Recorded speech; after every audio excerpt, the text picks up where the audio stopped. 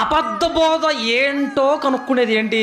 ఎఫెసీ సంఘం చూడండి ప్రేమైన దేవుడు అట్లారా, బోధ చేస్తున్నప్పుడు ఇది కరెక్ట్గా దేవుడికి సంబంధించిన బోధనేనా, లేదా మా అపోస్తలుడు చెప్పే బోధనేనా, లేకపోతే వీడు వేరే బోధన ఏమైనా తీసుకొస్తున్నాడని పరీక్షించి మరి ఒకవేళ అది వేరే బోధ అయిందా, అది దొంగ బోధ అయిందా, పనికిరాని బోధ అయిందా, సంఘాన్ని పాడు చేసే బోధ అయిందా, అయితే ఆ బోధను వెంటనే ఏం చేస్తుంది? తిరస్కరిస్తుంది ప్రేమైన దేవుడు అన్నారు. చూడండి, ఆ దొంగ బోధను తిరస్కరించి చక్కగా పరిశుద్ధమైన ఆరోగ్యకరమైన బోధన తీసుకొని బతికేది ఎఫెసీ సంఘం. ఈరోజు మనం కూడా చేయాల్సింది అదేనండి. ఎన్నో బోధలు సమాజంలో ఉన్నాయి, ప్రపంచవ్యాప్తంగా ఎన్నో బోధలు ఉన్నాయి.